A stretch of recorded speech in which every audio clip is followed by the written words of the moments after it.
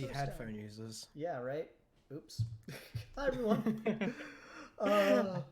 Many apologies, 1,000 apologies for this not getting any kind of alert that we were starting early. But yeah, things were problematic, and I need to. Oh crap! I don't have any way to. There we go. There Professionalism I is know, what right? we aim for. Yeah, sorry about this. Stream thing was being weird, so here we are doing this instead. All last minute and the like, because that's what we do. So yeah. Hey. Huzzah. Double kick just Sanji's in the chat. Hey. Haha, hey, nice. Just let us know if everyone can hear us and everyone can let us move properly, right? Mm-hmm. Yeah, and just make sure everything's working all right. Oh man, lots of stuff going down in here.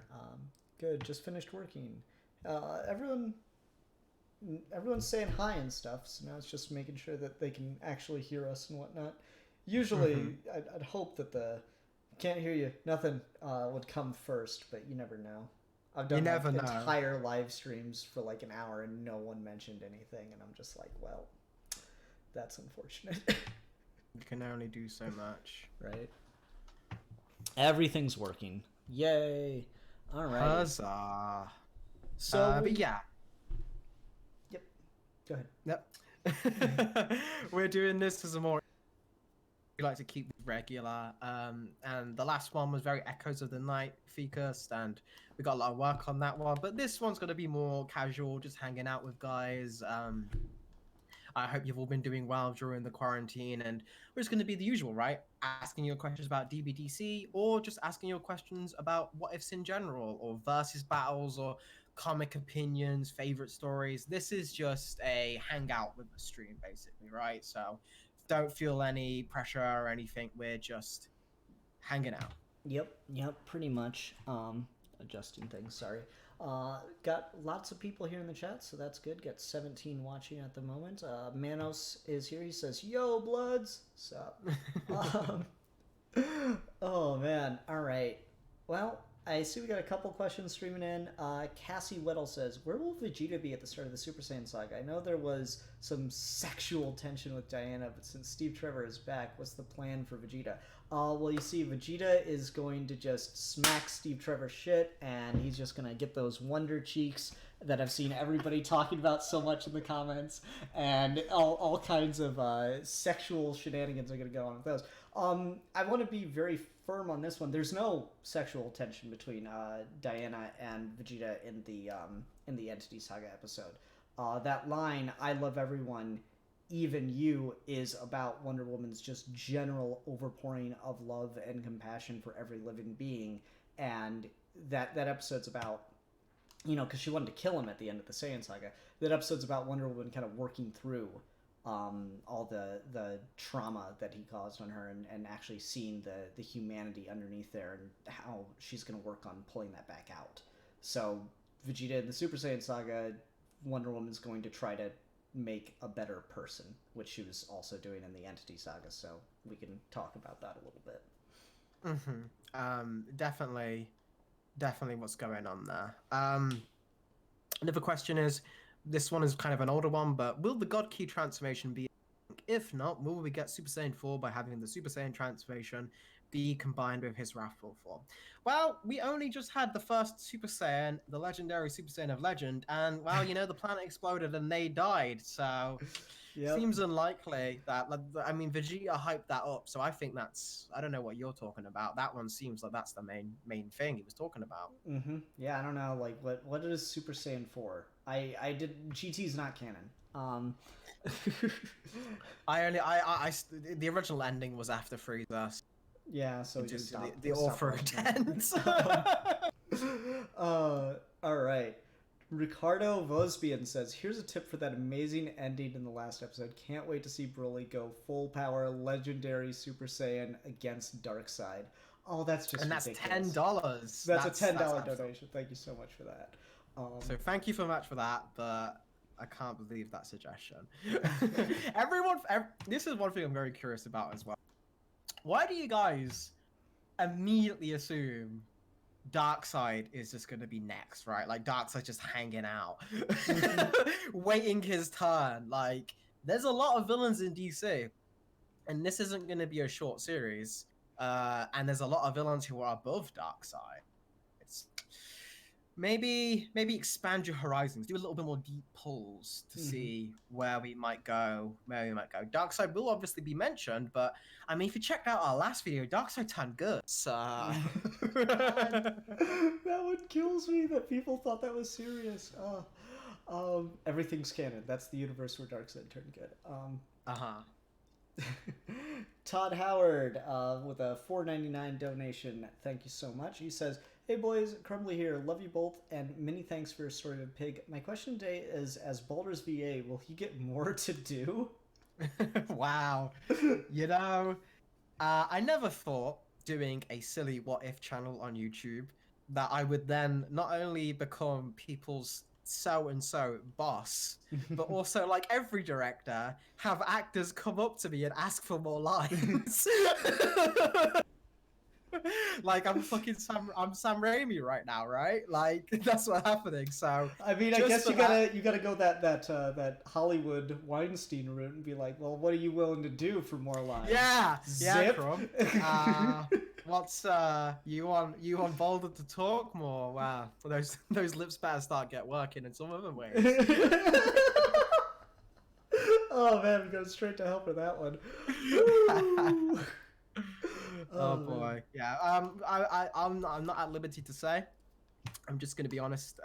Norse DB has been taking a back burner as being been really crafting the future projects for the show, Echoes of the Night and the whole DBDC thing, and some other what ifs that are coming up, like the Ruby Superman one. We've been really making sure these ones are as good as they possibly can be before getting them off, because Norse DB was like a success, right? So we know you guys want to see that. It's just some of our other projects don't get the views, so we want to make sure that those new gambles basically are getting all the attention we have before going back to the well of Norse DB to make, because again, that's more a guaranteed people are going to check that one out, if that makes any sense. Yeah, I mean, it's a little unfortunate, but we got to kind of play that game since we are such a small channel. My suggestion's going to be the same thing I tell everyone who's like, oh, when's this going to get a part 2? You know, keep sharing the videos, keep liking the videos, and not just that thing, but like other episodes that aren't related to the thing you're here for, because the more attention the channel gets, the more time we're able to devote to it and do stuff like that. So, Todd Howard also says, if Vegeta cucks Trevor, I'm going to be pissed. So will there be other Super Saiyans besides Kakarot, Vegeta, and Superboy? I don't know. Raditz and Nappa are back, right? And Broly's around. I mean, you're also very strange that Vegeta's in that list. Right? Like, I think Vegeta's very mad at that he's not in that list, considering he saw it on the mirror and he couldn't do it. So no, Kakarot and Superboy are the. I mean, Kakarot's definitely confirmed. What is going on with Superboy? Why is he blonde? I don't know. I think Lex Luthor just really like got jealous of his Saiyan hair, and so he's like, I'm just gonna put a bunch of chemicals in it to try to get rid of it permanently, and just ended up turning blonde. That's my fan theory right now. Also, alternate fan theory: he's a huge Billy Idol fan.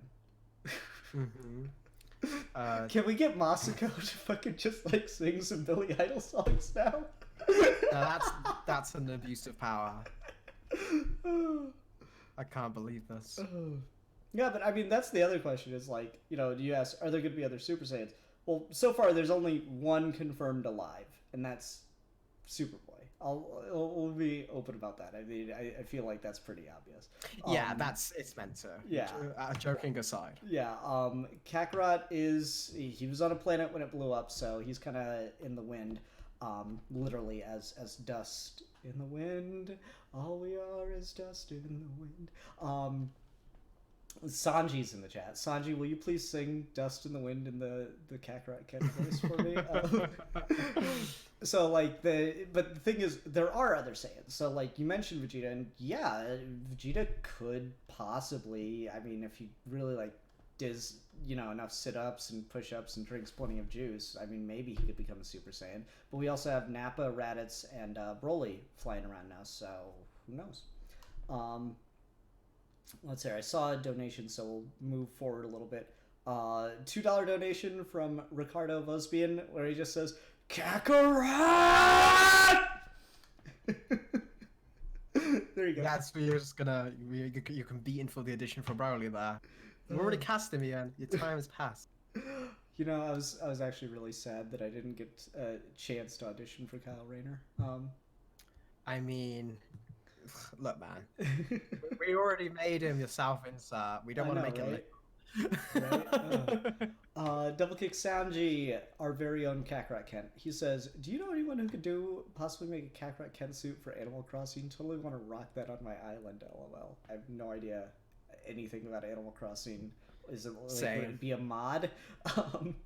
I've seen people have made it, so I guess that's just like asking you guys watching. If anyone wants to try that and send it to our Twitters, we'd love to see it. We love stuff like that. We love seeing the community get involved, and I've seen people make costumes on Animal Crossing. So yeah, that's a quest for anyone who has that game. See if you can make a Kakarot Kent outfit, or at least as close as possible. Yeah, no, I mean I'd be excited. I just in general, more fan art, please. Like I've seen someone in the Discord. I can't access the Discord right now to look up their username and shout them out, but someone's been posting like some work in progress images of a Kakarot Kent versus Parallax Batman scene, and just please more stuff like that.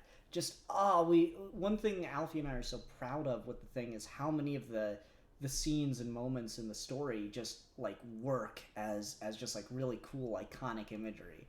And so just more stuff like that. If there's something that resonates with you and you're an artist and you just like want to bang out a piece, please, we will love to see it. We will share the crap out of it.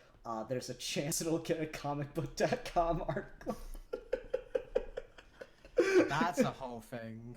Oh man, that's a whole thing indeed. For anyone who's been checking Twitter. Yeah, just a truthful sip there. Oh man. All right, go back up a little bit. Let's just. I'm already super behind in the chat. Let's just keep with what's current. If I'm not answering your question, go ahead and pause it a couple more times. Just don't spam it, please. Did you pick your VAs yet? For what? I feel if you're picking for Echoes of the Night, I've got some choices, but the deadline is over now, and that will be people will know shortly, within the next couple of days, if they've got that too. So yeah, that's all I'm saying on that. Cool. Yausuke has donated $5 super chat, and he says, "Would there be Daxamite survivors who still live? I ask because they would be the closest people to Kryptonians. There 100% are still Daxamites. King Vegeta turned Daxam into a slave world, and so they're just slave. They're like a people whose slave masters all blew up, and they're like really kind of hype about that. The Daxams, of course, helped build Rogol Zar in this continuity. So yeah, no, Daxam as a planet is still functioning. And I saw someone mentioned above that, will the Tuffles be featured? As again, that's kind of like the thing, right? We have featured the Tuffles and the Daxamites. That was Rogol Zar's. That was our take on Rogol Zar. We made him a much more interesting character, by giving him that thematic weight, by giving him that he was rightfully wronged and he wasn't a mad beast. He was a trained hunter with a mission, who had just gone too far, who'd lived too long, and went after the innocent survivors of war instead of, rightly so, if he went after King Vegeta, there's no argument you really could have. He would be the hero of that story. But because Kakarot is innocent, him the villain. So I think that was a very unique dynamic we gave Rogol Zar. That kind of plays with some baby stuff without making it baby, but also plays with some Daxamite stuff without secluding the chance of using the Daxamites again. So yeah, normally if we set something up, we're not just going to abandon it. So just keep that in mind whenever we do mention things. Normally things always get a payoff. It just might take a while. Do you think we can, like, we've talked about Rogozar's backstory a little bit behind the scenes, but we never really got into it. You think you can get a little into it on stream, or do we want to keep some of that stuff secret still? How much you talking? You're talking like the full details, or just?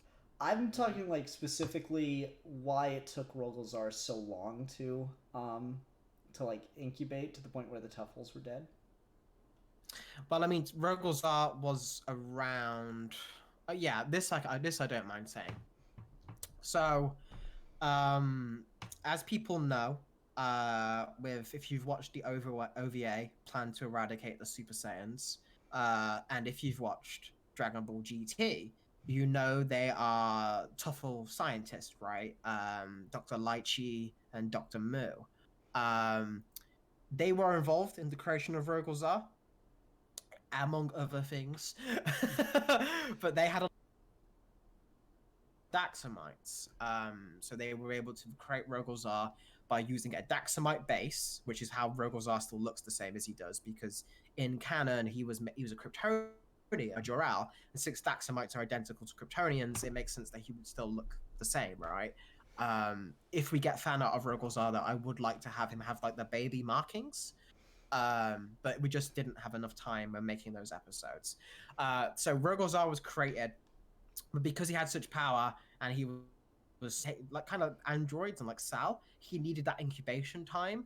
So by the time he was ready, the war was already lost. Mm-hmm. But it was around the time where like Dragon Ball Minors would be taking place. So if you guys know, well, what was Bardock up to? What was Rogozar up to then? How did the planet explode? That I'm not going to get into details, but you can kind of piece together it yourself, and maybe one day we'll tell that story. But yeah, just in terms of timeline wise, Rogozar was created at the height of the Tuffle Empire, but he was only finished when it was too late. So it's kind of a trap. That's why he's so angry, is he didn't even get a chance. He was built to be a warrior, but he didn't even get to fight in the war. Yeah. In particular, the thing about like Rogozar's incubation, because one of the cool things about Superman is like he's always the best at superpower stuff in DC because he's just had the longest exposure out of any Kryptonian to yellow sunlight. And so like Rogozar was created from Tuffle and Daxamite DNA, but then they sent him to be like to absorb yellow solar radiation for a long time so that he would be more effective. Because like the second he gets back into the solar system with planet Vegeta on it, Red Sunny's going to start losing some of that power. So that he was incubating too long, unfortunately, is kind of the way it worked out. Shortbeard, $10 donation. Damn, y'all. Alfie, I don't think we need to schedule streams. We got 50 people watching. I think this is one of the best turnouts we've had. Shortbeard, $10 donation. He says, question, bosses. Would someone like Brother Knight be able to provide an offer to any of the remaining Saiyans, granting them a magic power boost similar to something like Gohan's mystic form? Potentially. I don't see why not. If that's something he could do just in canon in DC. Give people more power in that vague magical power sense, I guess. I'll tell you, we don't really have any plans for anything like that, because most of the Saiyans we have would see that as a cheat and wouldn't take it. Just gonna answer these quickly because I'm seeing a lot. Will there be SSJ2 and SSJ3? Doing God Key, will you ever touch SSJ4? I just said, man, I don't know what you're talking about.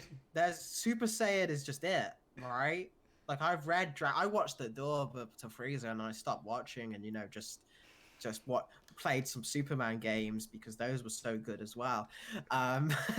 So I don't know what you're talking about. It's just Super Saiyan, right? It's the blonde, it's the spike, it's the one that Sonic does, right? Yeah. Yeah. The Sonic, the Super Sonic, but in Dragon Ball. We will, yeah, but I will admit, yeah, we are building up to Hyper Goku.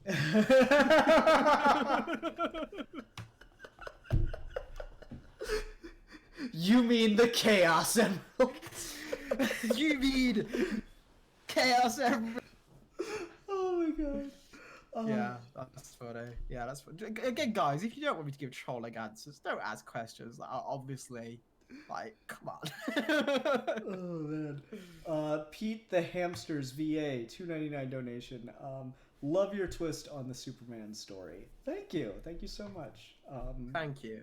As a big Superman fan, that means a lot, and it does hurt me that this whole big arc we're doing built on not having Superman involved. But it's necessary, and along with the April posts that didn't go so well, I'm still doing those. I think I'm like a day or two behind right now, actually, so I need to get on those. But with Superman in general, a lot more stuff with him specifically focused. So he's gonna Superman will be done justice, just not in this continuity for obvious reasons. But thank you as a Superman fan for enjoying this. That means a lot. Yeah, totally. Let's see here. Who's stronger between Smokestick's Marvel Comics Goku and DBDC Kakarot? I guess Marvel Comics Goku, because DBDC Kakarot is dust in the wind. Yeah, but if he were alive, Smugstick would eat shit because he's just he's Kakarot's a baby boy, and ours was a man, a beautiful, beautiful, powerful Super Saiyan man. So yeah, and again, Smugstick's one is still very early on in his life. We've managed to do 3 sagas basically covering, and DC in general has a little bit more. The Justice League are normally on a higher tier than the Avengers, but Marvel normally has stronger cosmic stuff. When you get to the cosmic levels, they kind of even out a little bit. But just in the day-to-day, Marvel Goku would be dealing with a lot more street level stuff, while DC Goku would be dealing with your more out there threats on the reg. So that's why our ones was stronger. But Marvel Goku's still going on, so he could patch up. Yep. Alan Perkins says, is Doomsday in this story? And I want to just applaud Hybrid 22003 for saying Doomsday is from Krypton. Thank you for replying to that. And feel free to reply, that's from Krypton, to any questions related to Brainiac, Zod, the Phantom Zone, anything that comes from the Krypton Superman lore is not in this story by and large. This is just Krypton and Planet Vegeta swap places. In the multiverse, so anything from Krypton just isn't here. Yep. Ooh, here's a good one from the Anime Noob. Has Kakarot redeemed any supervillains yet? Larfleeze. Laughing's a big boy. Yeah. And I mean, Lobo's not as much of a threat as he is because Superman's a square to him, so he doesn't really respect him. But Kakarot he can have a joke with, so he's normally just a little bit more playful with Kakarot than he would be otherwise. Yep. And then let's see here. Jivan. All right, hold on. Pete the Hamster's VA says, "Will you be needing any more voice actors for future projects?" Yeah, if you have an audition for the Batman audio drama, please go do that. Today is the deadline, so you might want to do that like now and come back to the stream. And then also, just generally speaking, join the Discord because if we're looking for a voice for someone and we can't find it like through anyone that we've already got, that's something we could bring up and might need you for. Also, just if anyone's watching and you're a woman and you have any interest in voice acting, please join the Discord. Please try out for the Batman audio drama. We just need more female voice actors. The female voice actors that we have are great, but there's only so much variety that a single actress can do. And it does feel kind of bad to just have every woman sound exactly the same because they're all played by the same voice actors or something like that, or sound almost the same character to character. So that's, it's variety is the spice of life. Alrighty, let's see here. Will the Joker appear in Dragon Ball DC? I mean, maybe down the line. It's one of those things like Goku could just kick the Joker's ass. Like, what's the story there? You got to think of something to work with it. But I mean, I love the Joker, so it's possible. Here, little little preview. Some Joker love back there. My Heath Ledger Joker, big ass Yeah. painting. Cool. Let's see here. What else we got? Is there still Broly story about him? Not quite sure what you meant by that, Eli L. Is there still a Broly story coming? Will Broly be involved in the story anymore? Maybe that's what he meant. Maybe, yeah. Well, Broly had a very sad ending where he kind of resigned himself to his fate. But again, if we mention someone and we set them up, you'll have to keep an eye out if anyone makes a return. Yeah. Let's see here. So away from the fan fiction, who would you guys see as Vegeta's Bulma in this universe? I find that so funny that you said moving away from the fan fiction. Who's the ship it? That's so good. Well, I mean, there is no Bulma in the DC because Bulma's Bulma. We're not looking at stand-ins. If Vegeta gets in a relationship with anyone, it will be Vegeta X that person, and will be a very different dynamic. Mm-hmm. Because Bulma is such a bundle of personality and so unique. There is no one who would fill her role. She's unique. Mm-hmm. It's like there is no Chi-Chi in DC. It's just Chi-Chi's such a wacky, unique character. Yeah, Shiva is most certainly not the Chi-Chi stand-in. Oh no, Chi-Chi would get a heart attack from seeing Shiva. Right. Yausuke says, for how long will Kakarot stay dead? Nobody tends to stay dead in DC for too long. Also, on a further note, is Kyle Rayner going to try and search for Kakarot or revive him? Okay, so number one, Kyle Rayner is searching for Kakarot. It's a subtle moment, but right at the end of the Empty Saga, Kyle Rayner leaves Earth. And he's got the White Ring, and he's like gonna go out and maybe try to resurrect Kakarot and Batman since he's sure they're dead. How long will Goku how long will Kakarot stay dead for? I don't know. Forever? At the whim of your geek. Bring him back just to kill him again. Yeah, I'm just all about that. This is how we build up the 30 arc zombie Goku moment. Is DC zombies. DC zombie deceased.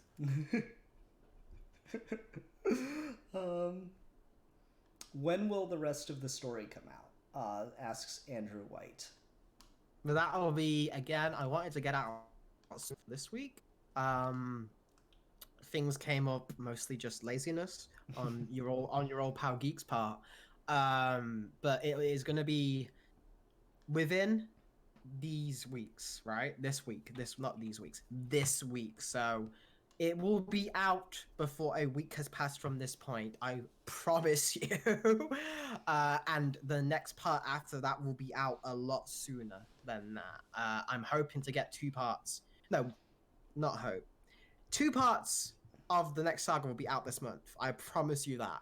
I'm just going to stop avoiding saying actual days, though, because I'm very bad at sticking to them. The 2 parts will be out this month, for sure. Thank you all for being so patient with that. And we've got a head start and everything. And as much as I've been, Alfie's been lazy, but it has actually been helpful because I've been lazy on editing that video, but I've been working on more DBDC stuff. So we'll have that backlog ready and we'll be able to just smooth through these things. I wonder something. Let me take a look at this and make sure it's not got anything that anyone could like actively take information from. Now I think like even if you screenshot this, it won't matter because it's all just too vague in Ian-ese. But notes for the saga after this one have been taken just as we've been working. Damn. So you got that. So we're working on it. We're working on it. I particularly like this one because it looks like a freaking math equation off to the side here, and I have no idea what it means, but it made sense to me at the time. It's in that Ian Kryptonian script. we need a female Saiyan to fill the Supergirl role, and now they're talking about Reign of the Kakarats again. Oh man, it's adorable. We're Canned not filling people's role. I Can don't know how to say so much. you just gotta like have Goku look at camera and say it in story. Is It's just one of those things where, admittedly, the Saiyan Saga is, in a large number of broad strokes, a retread. There's huge differences in it when you like look at the particulars, but it is a retread. The Entity Saga is vastly different than Frieza / Namek, but at the end of the day, it is still okay. They go off to space and fight a guy, and Goku goes Super Saiyan. Fair enough. But like from this point on, any connections are gonna get so tenuous, and I'm going to 100%. This isn't me bullshitting you people. This isn't me trying to be mean. This is me giving you the best advice I can possibly give you. Don't expect it to be like the Dragon Ball Z storyline anymore in future sagas, because we will fuck your mind. Like you'll be harder, like you will be more susceptible to our bullshit the more you expect it to be like Dragon Ball Z proper. We are going to Ryan Johnson you so hard. If you went into The Last Jedi, that's subverted my expectations. Okay, you are gonna. That's baby time compared to what I fucking. Just this night, I wrote something that is going to make you lose your mind if you are Dragon Ball fans in any way, shape, or form. You have never seen anything like this from a Dragon Ball YouTube channel. What we've got coming up, I'm super pumped, but like you will not. If anyone predicts that, Ian, I will give them this YouTube channel because they are clearly Nostradamus and can see the future. Because again, you just can't. We've gone past the point now when you can predict us. I'm sorry, it's been fun. Pretty much. Get hype. Get hype. It's very exciting. Like you don't even understand. As we've been plotting out these sagas, or just like, or these episodes for 2 sagas down the road now. It's like we've been getting excited because like we're coming up with stuff that like the other isn't even thinking of. We're like, oh no, this is gonna be so fucking cool. Then we're like write it out, and then you're like, oh, that's so fucking cool. Yeah.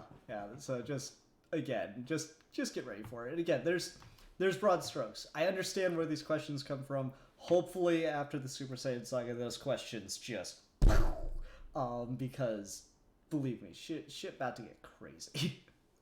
All right. Let's see here. Is your current Goku stronger or weaker than Frieza Saga Goku? Stronger. Oh, way stronger. Way stronger, yeah. Where we left Goku, his base form was around how strong he was in the Android Saga as a Super Saiyan. Mm-hmm. So you can imagine how strong then a Super Saiyan version of that would be. You're talking closer to Sal than Frieza Saga stuff. Mm-hmm. I accept this challenge. Good luck. Good luck. It would be okay, Thaddeus Bone. Remember that name. Remember Thaddeus Bone. I challenge you, sir, on every episode of future episodes of Dragon Ball DC. Before you watch the episode, pause it, write down in the comments what your prediction for the episode is going to be, and post it. No editing it. I'm going to hold you to the honor standard about doing it before you watch the episodes. There. Challenge issued. Let's see here. Is Khalifa and Kale's story going to be based off Roxy Rocket's story? No. They're over in the Bombshells universe, so there's very, very little. They have their own unique little slice of the world over in Bombshells, so it's not really based off anything other than just fitting in with that continuity. So if you again check out the Bombshell comics, right? Mm-hmm. Excuse me. And imagine that right now over in that part of the multiverse is they're doing their own DBDC. Yeah, right. But with Caulifla instead of Kakarot. So, and we'll get to see what a little peek into that universe pretty soon. But yeah, they are not at all related to our current universe. They're in the DC multiverse that we're showing hints towards to get you hyped. Let's see here. Any Marvel stuff coming later down the line, just in general for the channel? Yeah, there'll be a couple things. There is a very big Marvel project I want to do after DBDC ends, but that's going to be years from now, given the upload rate and how much content we have planned, which is a good thing. But yeah, there is definitely one big Marvel thing, and you know how we've been doing little what ifs on the way. We're gonna find ways to do them. We don't want to go too much with like the Dragon Ball Z with Marvel things though, because like Smug's got that covered, and he's doing a good job. So but like people like I'm a big Spider-Man fan. I like the Avengers. I like Thor. Norse DB is probably the closest you're gonna get to Thor doing anything at the moment. But yeah, we'll see. We've always got good ideas, except for this Grouch over here. He's a DC fanboy, so Yeah, no, I will be very shocked if you came up with a Marvel. So this is funny, actually. So like all those long boxes you see over there, like including the short boxes too with the art on them in the middle, all of those are filled with DC except for one box. One long box is dedicated to Marvel. Everything else is DC. So that's fun. We got a $5 donation from The One, and he says, will Goku step up and take some of the burden off of Wonder Woman, or were Bruce's words wasted on him? So Goku is dust in the wind, but he did step up, and he did become more of a hero. That's truly his arc in the Entity Saga. He did a thing, like, he did it his way. He did it in a fight, but he didn't, let the threat follow him to Earth. He was more conscious of the kind of threat he was going to be dealing with. He was more aware of the need to be a hero, the need to save people. And so that's his arc in the Entity Saga. And then he died because he was on a planet that blew up. But yeah, Kakarot very much stepped up to the plate and made that sacrifice play. That's what let him be so good to become Super Saiyan. That's why Batman died for him, because Batman had faith that he could handle it now. Batman never does anything without a reason. So if he chose to die for someone, all his faith is in them. So yeah, that's I would just recommend go watch the Entity Saga again, and hopefully, if we've done our jobs right, that might become a little bit clearer on a rewatch.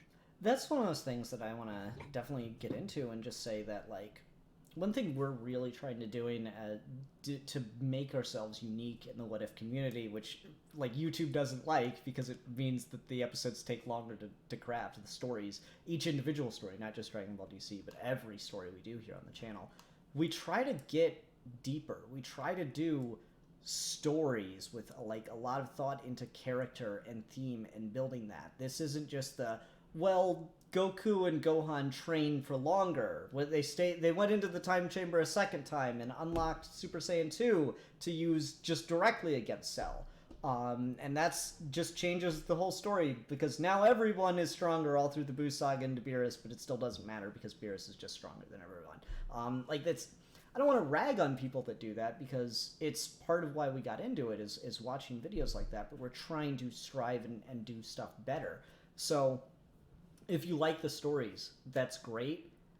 I will say, I think I'm one of our biggest fans. I rewatch episodes constantly whenever I don't have anything to do, or I'm just like, I need something to listen to. Throw on the Saiyan Saga movie again.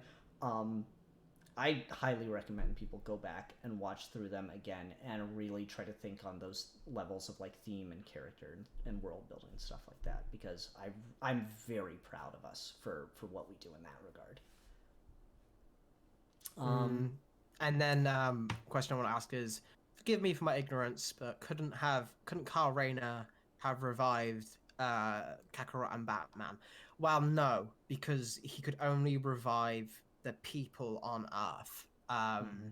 The area of effect was that, and he couldn't control it. It just kind of happened spontaneously. If you go back and read Blackest Night, it is the Earth-based heroes that are revived and everything. It doesn't like there are effects and stuff, but like he would have to be in space on the planet next to their body revive them, and he wasn't, and he couldn't do it properly. So that's why Carl then at the end of the saga flies off, because his plan is to go do that. But if he'll be successful or not, you'll have to wait and see. Exactly. Yusuke is donated $5. Is Goku obtain a new transformation in DB Norse? If not, then will he have a fruit from the tree? For Marvel Goku, will he have a protege at some point? I can answer the DB Norse thing. No, because I say this at the start of the DB Norse video. I'm trying to make that actually supplementary to canon so that it could fit in after the Broly movie, before the Moro arc. And Kakarot Goku doesn't just have a random new transformation at the start of Moro arc, so I can't give him one. Everything will end in the play, lead naturally into that. So once all said and done, you can watch it and have a good story, but it isn't something that contradicts canon or things. You can just hopefully watch it and say, yeah, that's headcanon, that happened. That's what I aim for with these stories, is I want to make you feel like they're not diversions or theories. I want you to just focus on their stories, and if anything, whenever you do a rewatch, maybe we're included in that for fun, maybe? Because, like, when I watch movies and stuff, with the Star Wars prequels, my go-to for the Star Wars prequels that I found that I really, really enjoy. So I will watch the prequels, the main things, or whatever order I do it in.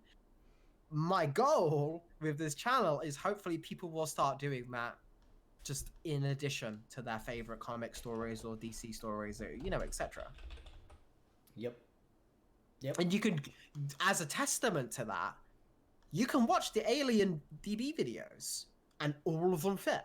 You could, just during the Freezer saga, whack up the Freezer episode, and now you've got more context for why that third transformation, which is very short-lived, actually might be a little bit more meaningful now. Then it was. Can I throw something in here? Because yeah, of course. I kind of just BS'd my reasoning for like what exactly the third transformation was going to do in that video. Like I needed it to do this in the story, so I said that's why he created it. And then I was watching recently through the Frieza saga again, and he has the third form, and I think it's either Vegeta or Piccolo directly say my exact reasoning. It's like, oh, he's got more control of his power in this form. For the third form, I was so pleased with that. I was so swish. Oh. So yeah, that was cool. Just wanted to throw that out there. Is Mr. Mixer Spit Lick going to pop up in DBDC anytime soon, considering how much he was bugging you for his 8 Prowl villain snippet? Well, Cassie, is he there? Like, did he?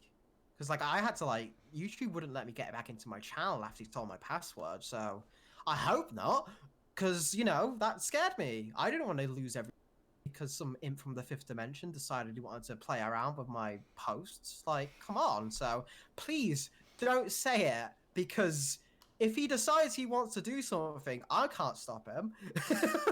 Like, he scares me. I just want to do what if videos. I didn't expect to put a target on my head. So I hope not is the answer to that. I hope Mixie decides to just bother Superman in the mess and leave poor old Alfie. Let's see here. Sean Kieran says, okay, so I'm not expecting them to be exactly the same, though. I have to ask, does the Superboy in DBDC have similarities to Gohan from DBZ? Not just looks, but personality traits? Well, if he is in any way at all related to Goku, there's gonna be similar traits, right? There's gonna be crossovers, and just looking at his design, you can kind of guess where we're going with that in some ways. Um, Even from our casting, right? Is we got Masako X for a reason, but it's kind of part of what I'm talking about when I'm saying it's not going to be like anything you've seen before. This is, to a point, it will almost be like our first OC. Not completely, but the story is going to be completely different than Connor Kent or Gohan. So very excited to see what you guys think about our Superboy. Writing some of his scenes has been fantastic, and getting some of Masako X's lines back has been very exciting. You've never heard Masako perform like this. God, see, I don't even get to hear that part. I'm excited. That's what I gotta do. I gotta start joining in the fucking comments of the when next DVDC. Yeah, because you said you're a biggest fan, so you're attacking me. I know, right? I just gotta fucking bother you. Just like, Alfie, do you really deserve sleep tonight, or should you be editing? Huh? Should I be editing? Huh? Yeah. Little punk, little bitch. I've seen this one pop up a couple times. Flame and Ice says, "Will Goku have a relationship in Dragon Ball DC?" He does. It's not the same as what he's got in canon by a long shot. Goku had a crazy moment of passion with Lady Shiva right before the Saiyan Saga episodes really started kicking into swing. So there's your answer.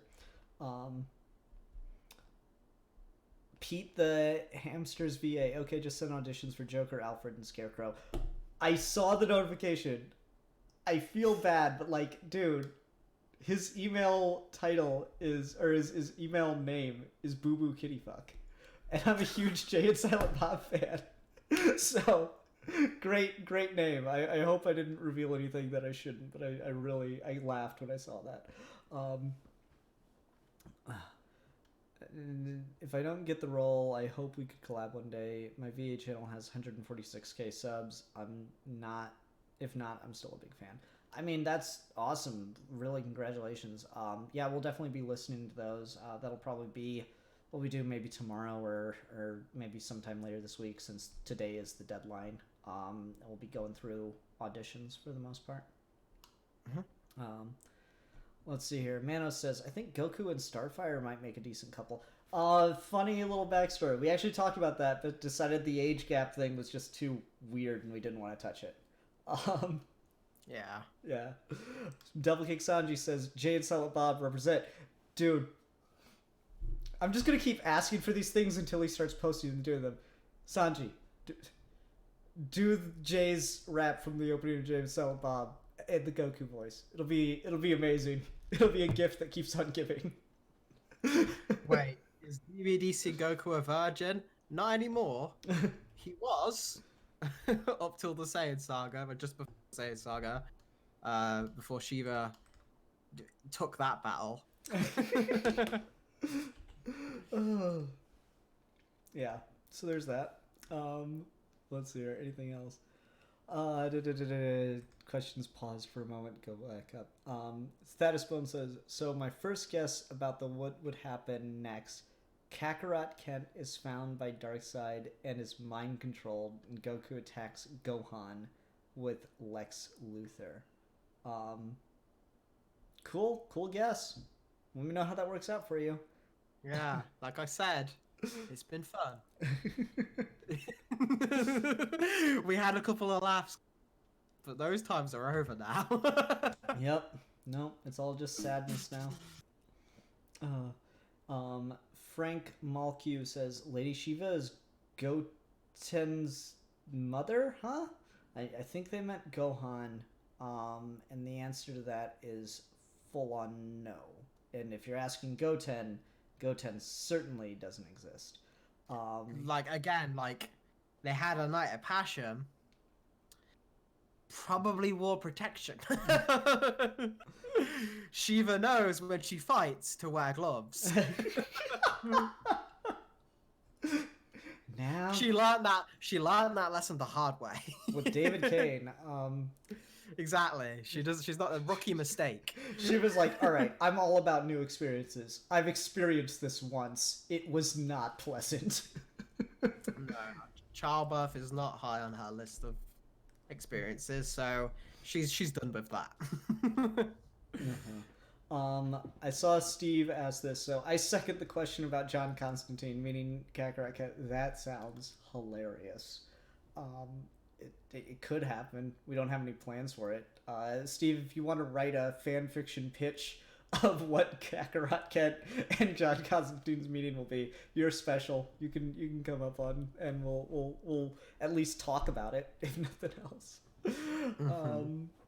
All right, and then Weirdo78 says, "All right, third attempt. What have been your favorite parts of doing this project?" Oh man, that's a good question. That is good. For me, it's hard. My favorite part is always the writing sessions and the pitching sessions. When me and Ian just get to go crazy. And just throw balls to the wall and see what sticks. That's always been the most joyous part of it, and it's the thing that keeps me coming back to this well. But in terms of like moments and things to make, I'm very self-critical. So like a lot of the earlier sagas and stuff like that, I can pick up ideas and stuff, but normally it's hard for me to watch them. Whilst Ian is like just watches them constantly. So I think that's interesting, just comparing us as creatives. But there are two things I've actually been particularly like proud of. Is I really like how the Batman beat Snapper scene went down. Mm-hmm. That was kind of my. This is why this works as a story. This is why this justifies. This is why this isn't stupid. This is why this isn't silly. This is why you should take this seriously, and this is why this can be good for these characters. Is showing Batman take out a Saiyan in a very cool way with JoJo music in the background. that was the first Alfie Taylor stamp of this was written by me. And then the second thing is I'm very proud of the Super Saiyan transformation. Not just the how it was done and the gorgeous art we got for it and the brilliant performance by Sanji for it, but the build up to it, the fact that we didn't just tell you it happened, the fact we didn't, and then Goku went Super Saiyan, the fact that we didn't just do it immediately. Oh, the narration there is so good. Oh, thank you. Yeah, I love it. Yeah. It's so good. You had to wait months for that, and I had it in my mind for months, and finally getting that to you guys and you all enjoying it was very special for me personally. Mm-hmm. One of my favorite things is, again, because I'm not like as involved in the editing side of these things, I think that's part of why I'm able to watch the videos so much, is I just get to sit there and dissect the things and think about what we've done. Here's my hot tip to anyone making YouTube what if stories. If you want to improve them, think not only about like cool ideas for stories, but also think more about the language you're using. One thing that I put a moratorium on pretty early on in how we were doing things is I made us cut out the word would. Because I was watching the episodes that we had done in that point. I was watching other what ifs, and I just noticed the word would. Everyone uses the word would. He would do this. Kakarot would do this. Vegeta would do that. Just cut that out, because like that's one of the things I've learned by just re-consuming the stuff. And so that's one of my favorite things, is just getting to go back and relive and reconsume these stories that, even though this is the craziest part, even though I'm in the process, in the bullpen with Alfie, writing these scripts, working on these stories, there's things that neither of us notice that show up in them. They're incredibly subtle, but I just love the feeling of discovering that again. And so one of my favorites that I'll go to is Vegeta's whole arc and the Saiyan saga is actually about reclaiming his pride. And like we talked about how he, like, Nappa and Raditz will mention being Saiyans because they just don't care anymore. But Vegeta is ashamed that he's a Saiyan and that he's under someone else's heel. And the moment that that comes through before he really goes on that arc is when Raditz is beating the crap out of Kakarot and he's killing him. And Raditz specifically says, "You're nothing, just a Saiyan. Whereas I am one of the chosen." And it's at that moment that Vegeta stops him and tells him, "Let's get on with the business." Because that part he just can't stand to hear. And we didn't even notice that. We didn't put that in on purpose. That's just the way it happened. And noticing that detail and seeing how well that places in with his arc was just, loved it. Loved that. That's a great feel. And then the other part that I love is just when I get to hear the lines and the performances bring it to life, and I just get so giddy about, like, it's just so freaking fun to hear freaking Larfleeze say, "The Super Saiyan." Yeah, hearing the DC cat say the Dragon Ball words is probably my favorite line reading. Those are always really fun. That's just like us kind of just like, yeah. Yep. The One has another $5 donation. Thank you so much. He says, "What can we expect from Vegeta moving forward? He had a life-changing moment with Diana, which was my favorite part of the series." Thank you so much. It's my favorite episode, too. We can expect Vegeta to be in the DC universe. And one thing that we tried really hard on is to make sure, even though the events themselves are different, we wanted circumstances to be similar enough that we still get the same person out of all of this. We still get someone who is, if not identical, very, very similar, would make the same kinds of choices, given the right stimuli. And so, yeah, Vegeta is, what you can expect is Vegeta in the DC universe. And all of that, what that entails. But a Vegeta who has a lot more restrictions and a lot more, and isn't able to run the roost so much, because until Goku comes back, guess who's the strongest person on Earth? Vegeta.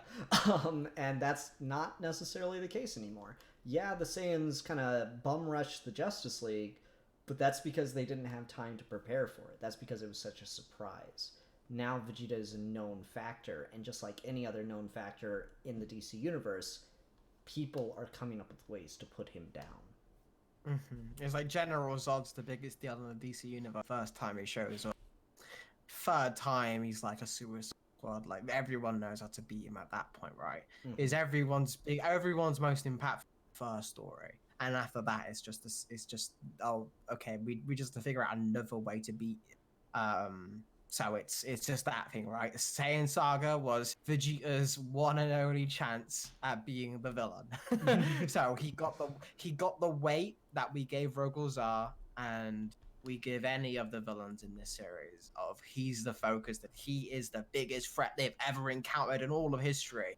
I feel like every villain deserves to have that title, because it when you're writing a story, you never want people to be thinking about other stories. You want people to think the story they are watching right now is the most important thing that has ever happened. So during that moment, yeah, Vegeta's fucking unstoppable. Vegeta's villain time has passed. It is now for Vegeta's time to be a protagonist. And as a protagonist, his role and merits in the story are very different.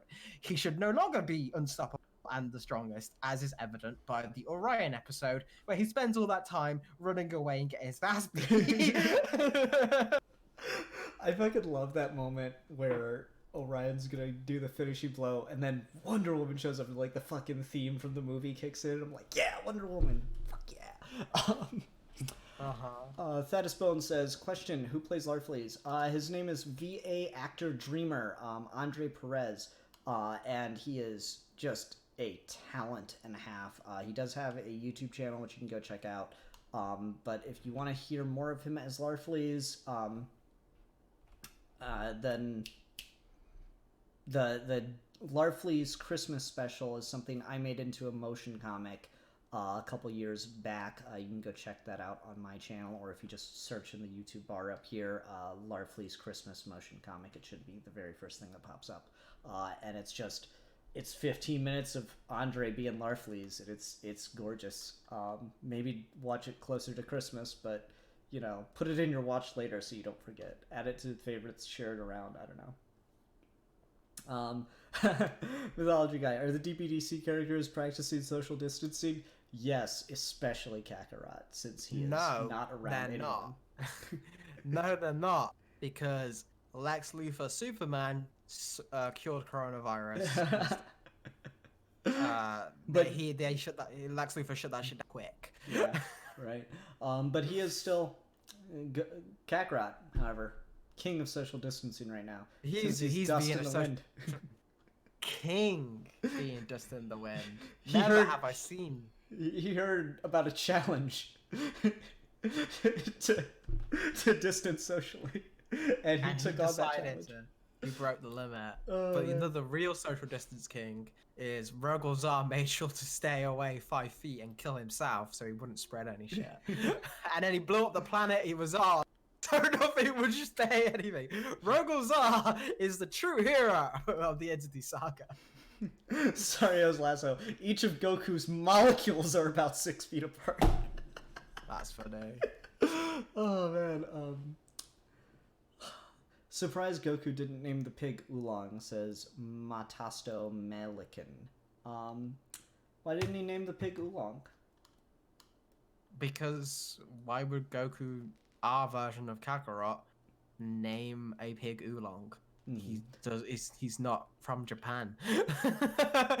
More specifically, the reason the Sugar Ray name came up is because this version Goku was a huge fan of boxing. That was his first love, because that would be the very first thing, kind of fighting, organized fighting, he saw. So he really got into boxing before anything else, and watched Jonathan Kent's old tapes of famous boxing matches. Mm-hmm. It would be one of the first things Ma was fine with him watching. So he got really like anything Goku is. They gave him a crumb, and he just devoured the whole cake. So he got really into it, and then he moved on to everything. So that's why Sugar Ray was the thing. And again, I'm a big boxing fan as well, especially for like the Four Kings era and everything. Mm-hmm. Sario's lasso says, "Who's Goku's favorite boxer?" Sorry, you cut out for a second there. Someone asked, "Who is Goku's favorite boxer?" That's a good question. Who would Goku's favorite boxer be? Who is his? I'm gonna take the cheat. I'm gonna say Wildcat. Wildcat. I don't know. I don't think Goku would necessarily lasting champions. I think Goku might. Jack Dempsey. Jack Dempsey is Goku's favorite boxer. Okay. The one says, "Can Goku finally beat Wonder Woman now, or will it likely end in a draw?"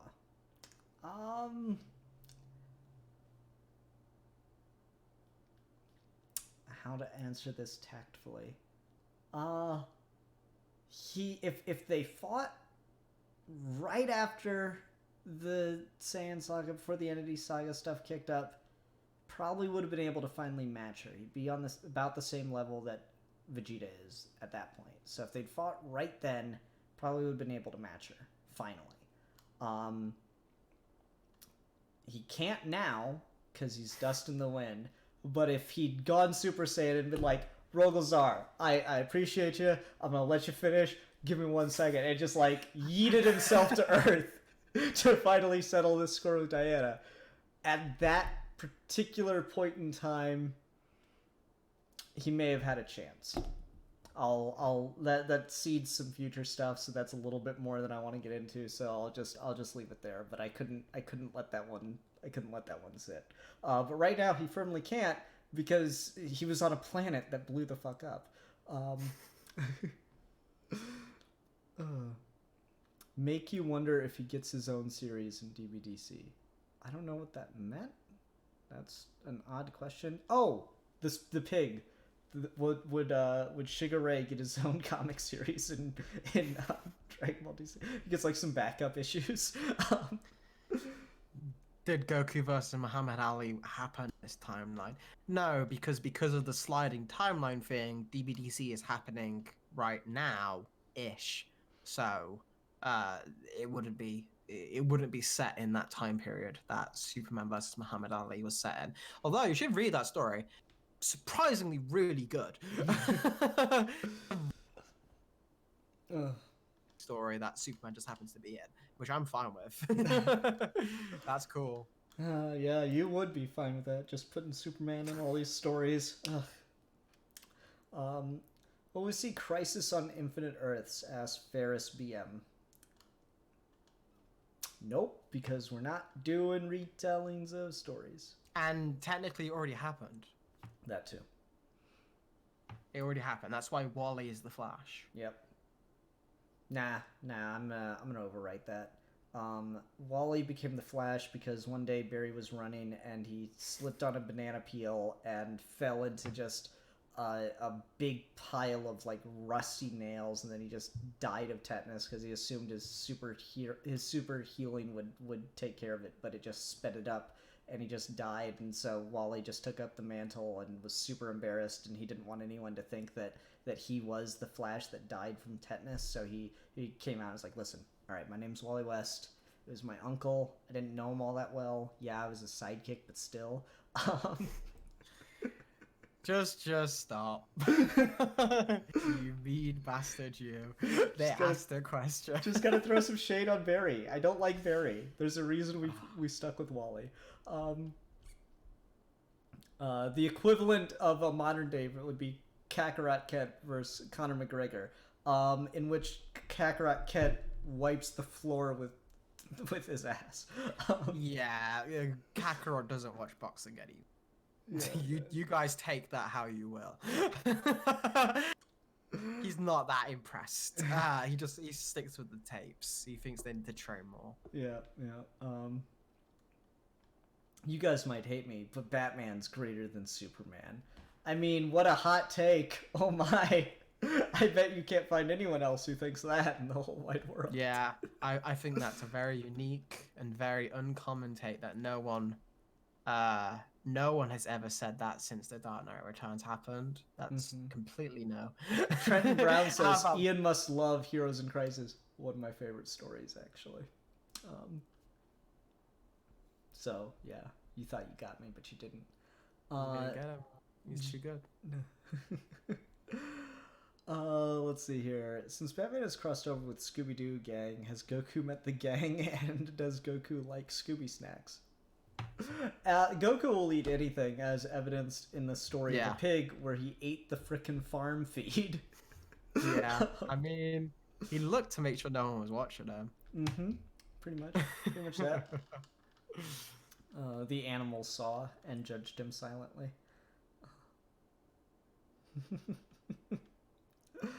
Oh man. Let's see, what else?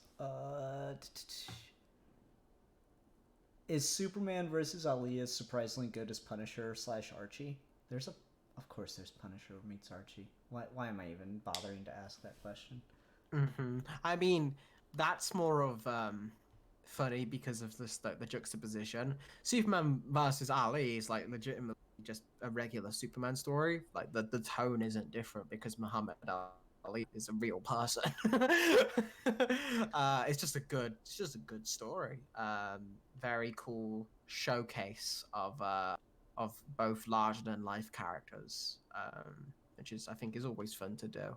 I would like to see, I don't know, man, fucking Batman meets Keanu Reeves would be fun. Like it's just a modern day finding a celebrity who has that kind of mythic quality that Muhammad Ali kind of got, and even Sugar Ray Leonard kind of got that. Usain Bolt kind of had that for a bit. Usain Bolt and the Flash was something I was weird that didn't happen. I guess like if you were to do it in the modern day, it would be like Kakarot versus like Donnie Yen or something like that. It's got that like kind of magnetism, or if it were the mid 2000s, it'd be like Jet Li because that was his big era.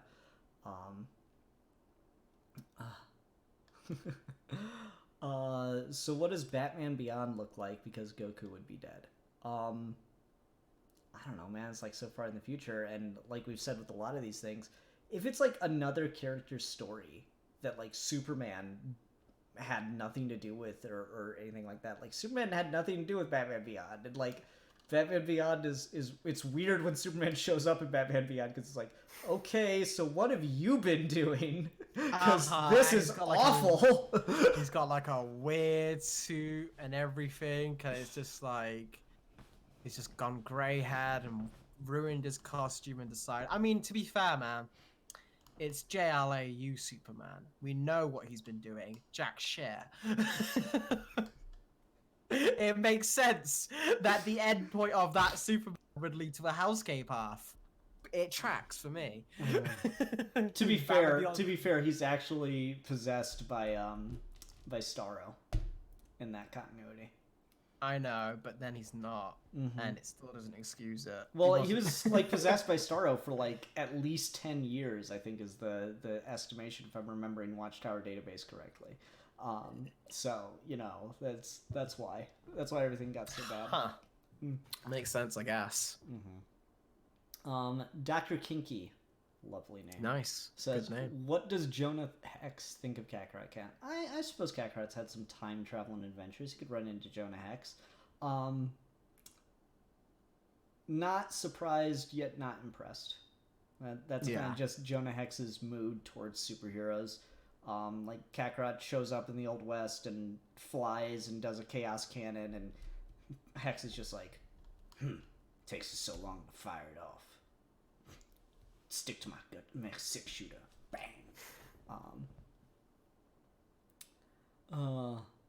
Why did no one know of Super Saiyan or the Saiyans if they've seen other timelines? Is OG Kakarot the first and only Super Saiyan Kakarot in the 52 multiverses? Yes. Yes. Him. Let me give you some epic narration right now.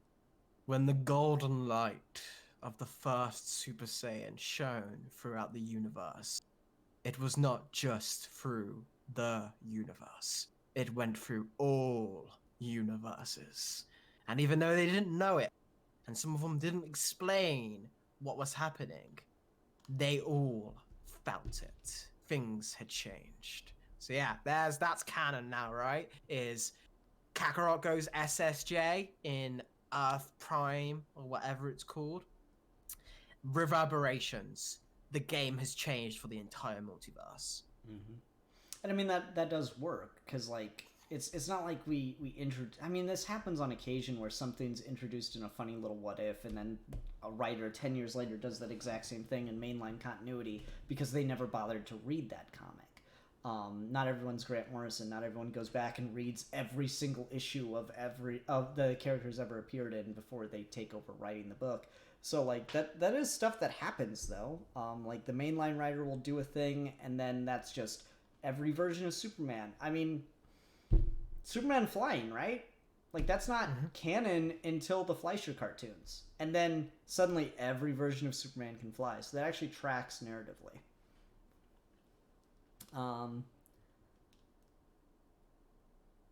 Let's see here. What I wouldn't give to voice an unimpressed DBDC Jonah Hex. Oh yeah, I mean that's just kind of his mood. Jonah Hex like invented resting bitch face. He is the queen of.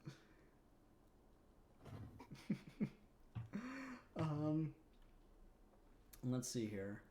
What does Goku think of the character who killed Arsenal's daughter? I can't remember his name, but he has a helmet that can copy others. Oh, Prometheus.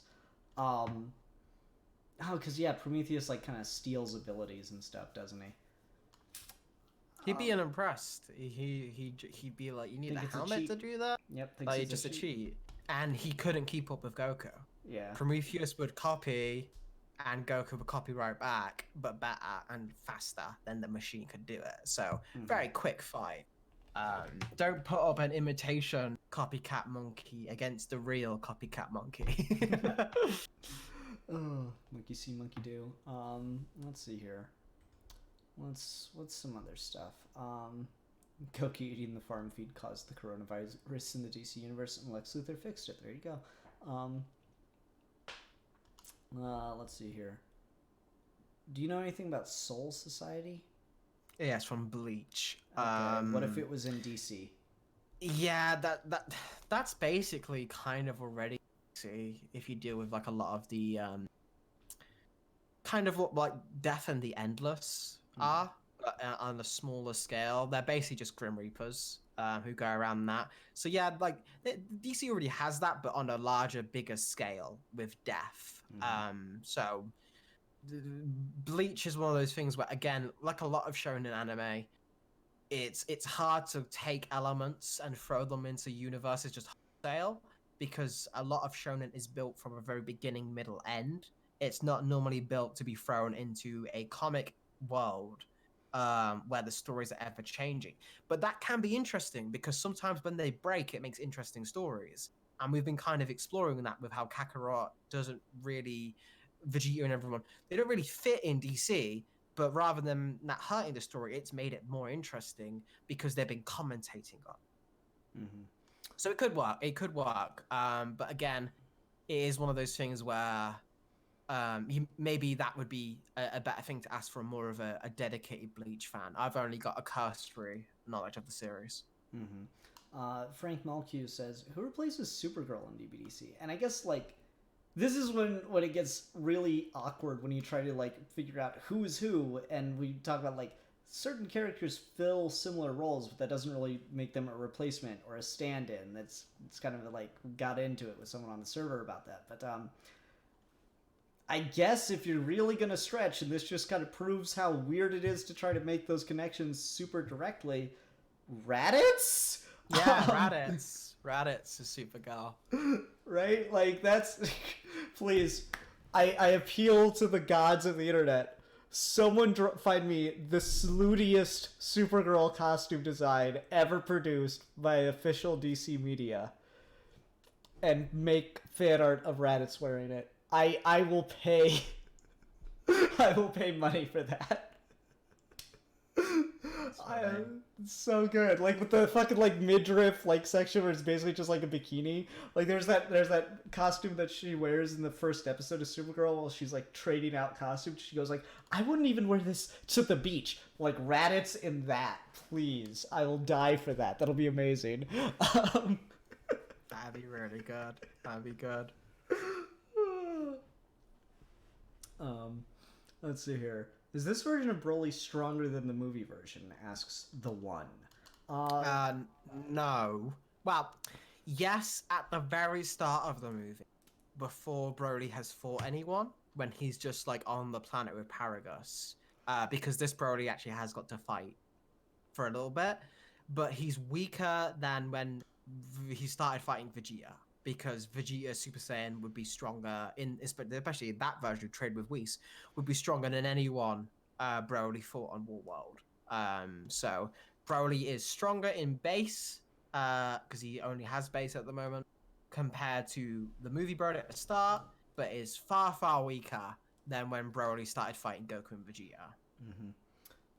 Frank Malcu says, "We need a female Saiyan in DBDC, please." You have them. Khalifa and Kale are over in the Bombshells universe. They're hanging out with all their lesbian friends. There are. It's again. It's just kind of we're working with what Toriyama gave us, right? Is there are no female Saiyan survivors in Universe 7. So we got Khalifa and Kale. Laughing hysterically at Supergirl Raditz. Like, see, that's the thing for me, is like when you try to make these connections, it's just, it gets so silly so quickly. Like if you're like really trying to make connections and who is this role, that makes like Larfleeze Piccolo, and it's just stupid when you try to make it too direct. Then what the fuck is Nappa in that continuity then? I guess is he the big one? I don't remember the Zod stand because there's Zod, Feora, and fucking what's his name, the big dude. Non. Yeah, like is Nappa non? Like Nappa talks more. That than was non funny. does? That was funny. Right, I saw. Who are these three? Correct answers only. They're just posted the Saiyans. Yeah, that was a good one. All right, Reddit equals Supergirl, Nappa equals Power Girl. Does Young Justice exist in this universe or Teen Titans? Teen Titans. Yep. Yep. Alfie has strong feelings on Young Justice. I have ambivalent. Let's see here. Solo Warrior. I'm gonna interpret this question a little bit because the wording's a bit strange. How strong is the average Saiyan compared to the average Amazon? That's an interesting one. I would say the Amazons, just on the whole, are probably about as strong as your average Saiyan in mainline DC continuity, but not as strong as our DBDC Saiyans are. Because they don't have that hack gimmick kind of thing going for them. Yeah. That being said, Wonder Woman is created by the gods. So she is literally stronger than any other Amazon in history. So there's that. Let's see here. Wonder Woman is the Broly of the Amazon.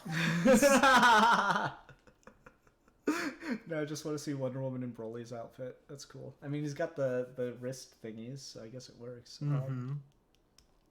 Okay, so we know that most of his career, Kakarot has been known as Clark Kent up until the invasion. If you go back and change that, would you? We thought about that for a long time. Because, like, they would call him Clark Kent. There's no way to get Ma and Jonathan, who grew up in Kansas, to call him Goku. it doesn't make any sense. So just call him Clark. And the fact that we haven't had to show that time period has been a benefit, because then we could directly just go to Kakarot, which I think we've actually made that as smooth as possible. But yeah, it's just one of those things that we had to deal with, and I thought we dealt with it very admirably. I think we came up with a smart solution, and we turned what could be a problem into a very interesting arc for Kakarot to have in the Saiyan saga, where not only does he accept his Saiyan heritage, but it is literalized by him accepting a name and fusing them, which I think was unique. Again, one of those theming things that's just so cool. It's really great to be able to use that. That being said, no, like we did for a while, we thought, like, what could we possibly do to get him to be called Goku?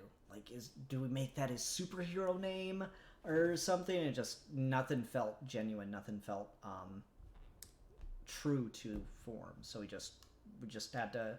We didn't want to force it. We wanted to just be okay, and we accepted that. You know, we'll just call him Goku for the sake of the video, but it doesn't have to be completely literalized like that. Also, will Larfleeze be a member of the League from now on? Decidedly no, but he is kicking around on Earth. We're excited to be doing something with Larfleeze in the future, so you know, keep an eye out for that. That's coming hopefully sooner rather than later. Does Akira Toriyama exist in Dragon Ball DC? You'll see. Cool. It'd be funny. Keep an eye out. You might notice something. Imagine. I'm a big fan of Jack Kirby and Stan Lee, being the ones who get to meet Doctor Doom in their Fantastic Four run. So I'm all for shit like that. So how me and Ian could exist in Dragon Ball DC? Just wait. What about DC Gohan's name in this series? It's Superboy. Casey Weddle says, will Raditz and Nappa be involved in Superboy's storyline? Could be. I don't know. Could be. George Miser says, so Larfleeze will be a hero of some description? That would be cool. I mean, I'd say just go back to the, through Alfie's YouTube posts, because we posted exactly what Larfleeze has been up to. It's a fun little image we made, so, yeah, go check those out if you want to know, like, exactly what Larfleeze has been doing, in between the Entity Saga and now. Oh, here's a really good one that was announced in the Discord. I don't think we talked about it here on the channel at all. Trenton Brown says, "What made you guys decide to do Jimmy Olsen transition into a woman as Jenny Olsen?" Well, that's an interesting thing, right? We always like to make our casts as diverse as possible when we can, working in fines with what the store's material gives us. We like to use this opportunity to give as many people as we can to part of the roles, and also try and do something new with the characters. So with Jimmy, who will now be henceforth known as Jenny, we thought it would be a cool idea because I found an article written by at Charlotte of Oz. You could definitely check her out. Does fantastic work. Basically making a case that Jimmy, throughout the history of the character, had always had a relationship with dressing up in women's clothes and presenting themselves as female, and it's normally played as a gag. And what the writer proposed was, well, why don't we not make that a gag? Why don't we just make that part of the character and treat it seriously, just to add a little bit more of how the world actually looks like these days to Superman's cast, right? So to have a unique transgender character in a prominent role in DC as a major character. I really loved that take, pitched it to Ian, he really loved that take, and we found a great way to naturally put that into the series without, again, we're not going to hit you over the head with it, but it's just one of those things that we think might mean a lot more to people, and it's so important for people to feel like they are involved with these stories, to feel like they are having their voices heard, that they aren't othered, that they aren't this thing that doesn't exist in fiction. When we make these stories, we are appealing to everyone. We are trying to tell stories that everyone can sit down and listen, and that means actually being serious about that, when everyone doesn't have to be a white straight guy. Mm-hmm. Like That's not everyone. That's one of the things that kind of drives crazy about DC is they won't take, because they're a big multinational corporation with they've got to try to appeal to as many people as possible and worry about demographics and all these but the chart says kind of situations. They don't take risks like that very often, and it's something that I was even admittedly a little worried about doing, because we're a growing channel and I was worried about maybe that'll alienate people. But that's kind of why we doubled down on it, is what, no, let's be trailblazers, let's go for broke and really go and try to do some crazy stuff, and not just crazy stuff because, oh, won't this get attention, but crazy stuff because it's important to us. We're kind of putting our money where our mouth is. We both actively believe in supporting diversity in casting, in big media things, and so if we have the opportunity to do that here in our little silly YouTube series, then it's something we definitely want to do. So yeah, no, we're really excited for the future with Jenny Olsen. That's gonna be really cool. We're our own bosses. We tell ourselves what to do. Mm-hmm. We have no committee. We have no but will this track down, will people buy it? You guys can watch it or you can't watch it, right? And that gives us complete creative control to make the DC universe how we want it to be. And how I want my DC universe to be is Jenny Olsen. So there you go. Nice. And also importantly, it gives us the opportunity to just do because not only when we say Jenny Olsen is going to be a big character moving forward. You want to just announce this now, exactly what we've got planned? Yeah, sure. Why not? Okay.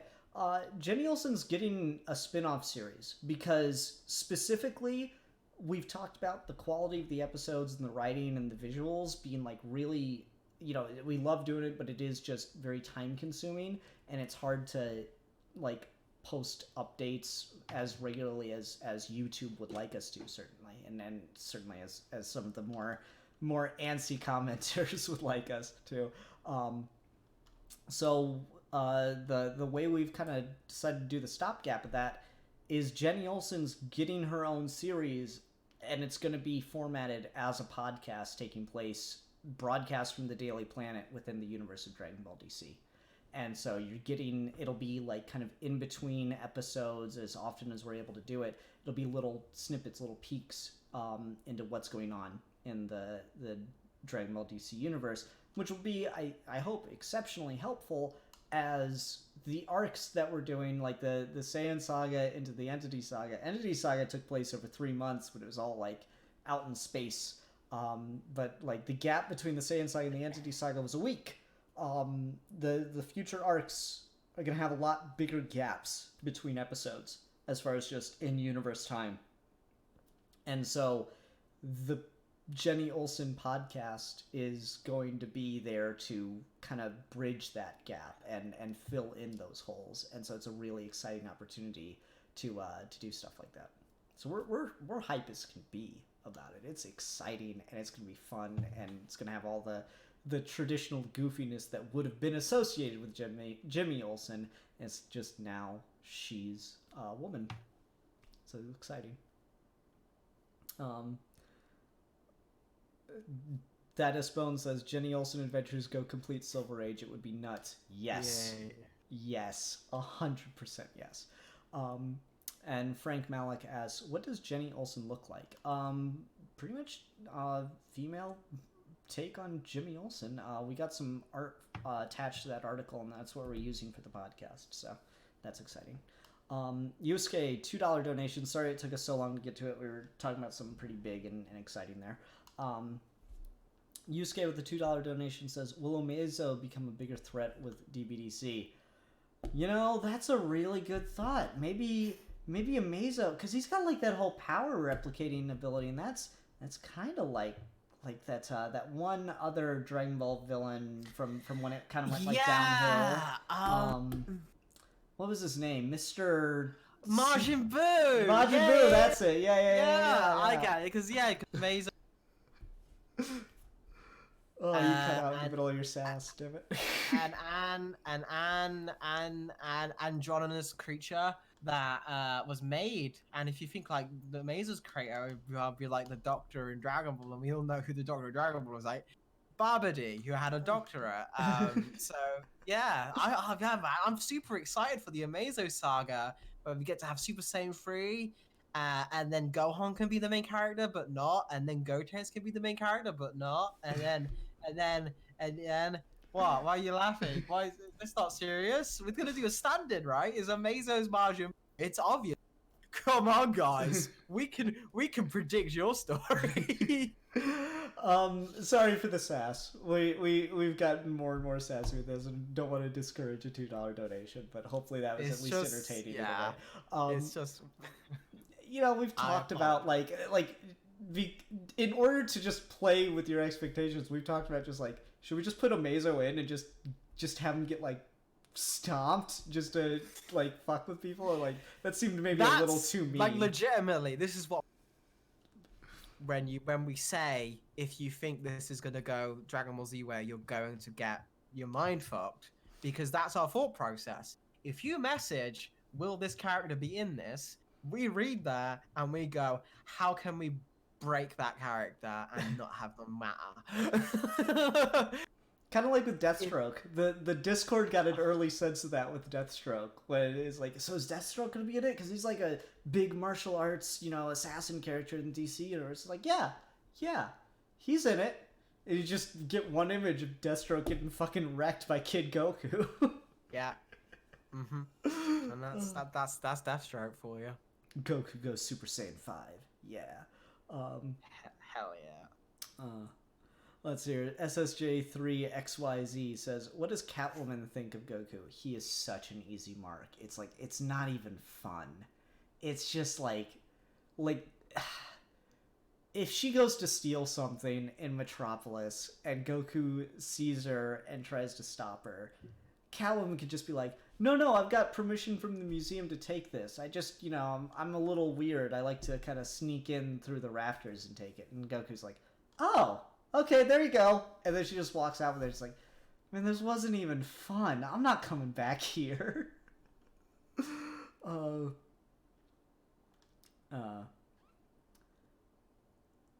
Let's see here. Yosuke says, actually, I was expecting Amazo to appear against the Justice League while Kakarot and Batman are dead. I mean, then that's just a Justice League story, right? Like, what's even? Where's the DB in that D?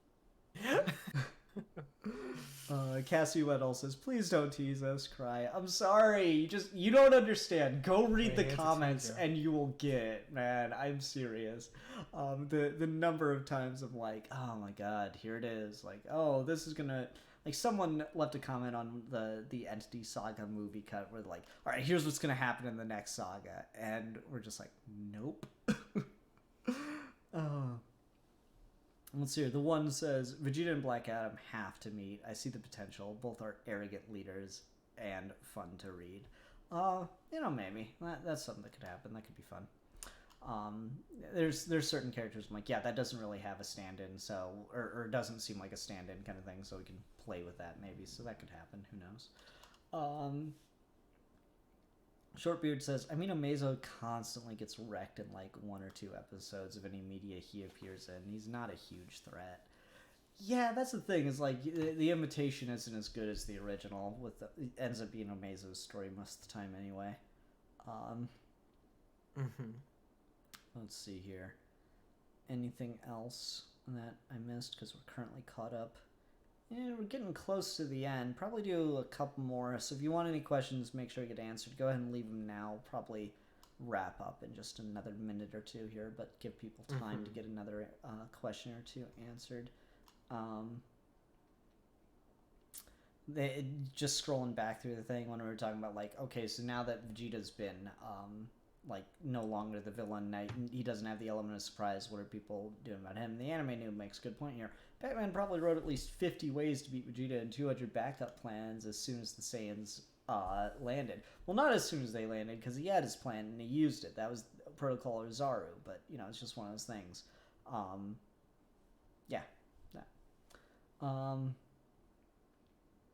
Frank Malik says, please give us a girlfriend for Goku, please. Please. Just a crumb of coochie, man. I mean, again, go rewatch the Saiyan Saga episode. That's the ship. If he's gonna be with anyone, it's gonna. I don't know how many times I've been saying the bumps now. It's just I'm trying to be coy, but it's just like if we give him anyone, it's Lady Shiva. Lady Shiva. Lady Shiva. Okay, I want to jump in here because this is actually a really cool question. And Tricky Star says, is the Chaos Cannon blue or another color? I need it for fan art purposes. Please make fan art. We're excited for that. So I'll let Alfie answer, but I will say that Alfie has drawn the Chaos Cannon at one point, so you can go use that for like some reference, but Alfie's got like the baked up answer to this. Yeah, so it is a white beam that has black like polka dots. Polka dots, but like I guess the easiest way to explain it, when you look at the sun for too long and you get those little dots at the corner of your eye, the squigglies, right? It's got those around them in black. It's those black sun spots. If you want a direct example, in Dragon Ball Z Raging Blast 2, Raditz's ultimate beam, it looks like that, where it's white with black lightning circling it and going across the shaft of the beam. There's a question being asked here. Add VNTURE. I saw it pop up a couple times. Oh god. I guess I'll read it because now I just found out. Have you guys ever played the Bulma Adventure games? So I just googled what that is. No. What is it? It's a porn game. Oh, come on, man. What? Why? Okay. You play that, man. You get all the trophies for it. You deserve it. Right. You go, man. I'm go for it. Go for it. You have my blessing. Alrighty. Question. So what happened to Lana Lang? She just never was as big a part of Goku's life as she was with Clark's because Goku was homeschooled. She's just kicking around in Smallville. Uh-huh. And Lana, I like the take of where she leaves Smallville and becomes like a kick-ass archaeologist type character, like an Indiana Jones. I really like that take Greg Pak gave her in the New 52. But her reasoning for doing that is she is inspired by Clark to go out. In this world, she doesn't. It's kind of a sadder Lana Lang, where she just kind of she's born in Smallville. She grew up in Smallville. She probably marries Pete Ross or something, and that's about it. She lives a very normal, dull life, which is sad. But you know, Lana, she's happy still, and like she's probably safer without the craziness. But that is one of the consequences of Superman not being here. Is some people do kind of lose out how much Clark Kent affected their lives. Adian Clark says, maybe Bizarro Goku? We've talked about this in stream before. Bizarro Goku is a absolute unequivocal genius. Like Wile E. Coyote. Genius level. Let's see here. Android Saga? Question mark? Yeah, sure. There's gonna be an Android Saga next. It's gonna be so hype. You don't even know. You're gonna be so hype about it. It's gonna be the reign of the reign of the Kakarot android dark sides. It's the reign of the Kakarot, death of Kakarot, Super Android Kakarot, Redux, Final Crisis. Fattest Bone made the point. The Chaos Cannon looks like Kirby Crackles. Yeah, that's a good way to think of it. You look up Kirby Crackle art. Yeah. Because that's basically what he did. So that's what the dots in the Chaos Cannon look like. Did Kakarot ever know what sex was before he hooked up with Shiva? Is that a kind of training or something? This Kakarot did because he actually grew up with a mother figure, and Ma Kent very wisely knew that before she sent this wild boy out into the world, she should probably prepare him so that any poor girl would have some hope of anything if she wanted to become a grandma. So she told him how much of that stuck, how much he was looking out the window and instantly forgot it all. That's up to you to decide. I know where I believe. So yeah, Ma told him. So he had a better understanding than Canon Goku did, but he's still just as hopeless when it comes to saying it or anything. So yeah, Shiva still had just as much work to do as Chi-Chi did. Yep. Are Raditz and Nappa on the island of the Amazons in prison? Nope. That's all you're getting. Just nope. Where was John Stewart and Guy Gardner in the Entity Saga and also the Saiyan Saga? Oa. They didn't want to wait for him to get back. They left pretty early on after the Saiyan Saga. They were on Oa during the Saiyan Saga, so they were too far away to be of any help, because that all happens within the course of a day. So, yep, just chilling on Oa, doing whatever Guy Gardner does, I guess, be annoying. Doing space. They're out in space. Where would you rank pre-Saiyan invasion considering you managed to match Lobo? You've talked about that a lot. That's just his Super Saiyan level in the Android Saga, right? Yeah. Alright. Is it possible Vegeta to gain mystical armor sort of like the one the Amazons put on him? That is his mystical armor. He's got mystical armor. It repels attacks because he uses it to deflect one of Orion's beams. So it's got the same properties that Wonder Woman's bracelets have to some extent, and it is an armor that will protect him from injury, because the Amazons know he's a target, given that he killed a bunch of people. So they know that there could be repercussions, so he's got some armor to protect him, which is why Orion didn't just immediately kill him. But yeah, it is his magical armor. Is Smallville very popular for being Kakarot's hometown? Yeah. And they kind of milk it for everything it's worth. Yeah, just about, especially because he publicly lives there on the farm. Mhm. So people can get tourists now and again. The fucking At the bus crew that drives through yeah, Kent he's just Farm. like, "Hi guys." It's like, oh god. Eventually, at first they were into it, but then they actually got kind of like annoyed with how lame he was. It kind of ruined the mysticism of it. Like Superman will hover above you, and you can like draw Christ parallels and like shoot it like Zack Snyder, right?